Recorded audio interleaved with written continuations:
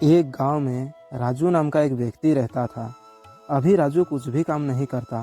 पहले वो किसी 5 स्टार होटल में काम किया करते थे। वहाँ से काम छोड़कर लगभग 1 साल हो गया। अब वे अपना परिवार का खर्चा भी चला नहीं पा रहे हैं। अरे भाई राजू, इतना परेशान मत हो, कुछ ना कुछ हो ही जाएगा। क्या हो जाएगा काका? यहाँ कौन सा होटल खुलेगा कभी जहाँ मैं काम कर सकूँगा? मेरे बच्चों का पढ़ाई लिखाई बंद ना हो जाए कहीं। अरे कुछ नहीं होगा, तुम्हारे पास बचत है ना, उसी से चलाओ और साथ साथ नया काम भी ढूंढो। सब राजू को नई नई सलाह देते रहते थे, पर उसका ना कोई काम बन रहा था और ना ही किसी की सलाह काम आ रही थी।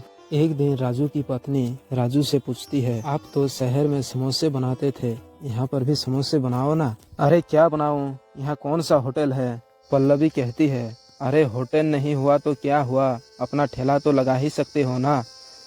ये सुनते ही राजू एकदम से चुप हो गया। राजू कहता है, क्या कहा तुमने? पल्लवी कहती है, मैंने कहा अपना ठेला तो लगा ही सकते हो ना। राजू को यह उपाय बहुत ही अच्छा लगता है। अरे यह बात तुमने मुझे पहले क्यों नहीं बताया? पल्लवी कहती है, तुम मुझे पूछते कहाँ हो? राजू कहता है, अरे परेशानी में ध्यान ही नहीं रहा, किससे पूछूं और किसको बताऊं। पर अब होगा वही जो तुमने बताया। अब कल से समोसा का ठेला लगेगा। अगली सुबह राजू अपने घर के बाहर अपना ठेला लगाते हैं। देखते ही देखते वहाँ पर लोग आ जाते हैं। राजू और पल्लवी पहले दिन सभी को मुफ्त में समोसा खिलाते हैं। सभी लोगों को समोसा बहुत ही अच्छा लगता है। भाई मज़ा आ गया, कल मैं अपने बच्चों को भी ले आऊँगा। पल्लवी कहती है, हाँ हाँ ज़रूर, कल सबको ले आना। दोनों अपने बिक्री देखकर बहुत खुश हो जाते हैं। अगली सुबह दोनों जल्दी जल्दी ठेला लगा लेते हैं। धीरे धीरे सब आने लगते हैं। अब पल्लवी और राजू समोसे का मूल्य 5 रुपये कर देते हैं। ये क्या बेटी, कल तो तुमने मुफ्त में समोसे खिलाया था। पल्लवी बोलती है, हाँ हाँ काका, अब हम रोज़ तो मुफ्त में समोसे नहीं खिला सकते ना। हाँ हाँ बेटा, ये बात भी सही है। बस ऐसे ही लोग आते जाते रहते हैं और राजू का कारोबार भी बहुत अच्छे से चलने लगा। अब धीरे धीरे राजू को लालच आने लगता है और वे पल्लवी से कहता है, पल्लवी, अगर हम समोसे में आलू कम भरेंगे तो क्या होगा?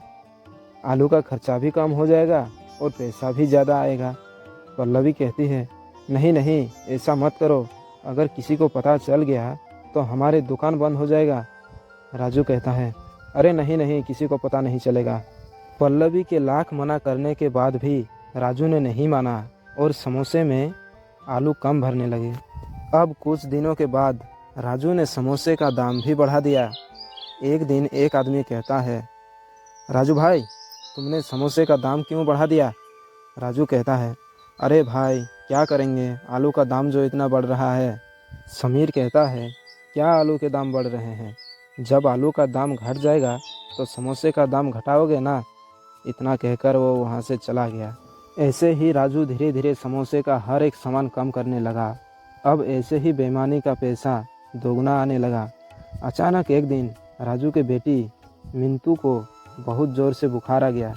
वे लोग उसे हॉस्पिटल ले गए। वहाँ पर बुखार ठीक नहीं हुआ।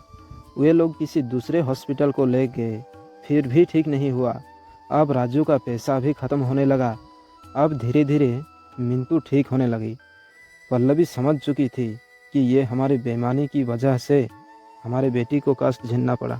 देखो, मैंने कहा था ना, बेईमानी मत करो, बेईमानी का पैसा कभी रुकते नहीं है। अब राजू को भी अपनी गलती का एहसास हो चुका था। राजू कहता है, हाँ, ये सब मेरी गलती के कारण मेरी बेटी को इतना कष्ट सहना पड़ा। अब राजू और पल्लवी फिर से अपना ठेला लगाते हैं और वे समोसे का दाम भी कम कर देते हैं और हर एक सामान जो समोसे में लगता है वो भी बढ़ा दिया। अब उन लोगों का कारोबार बहुत ही अच्छी तरह से चलने लगा।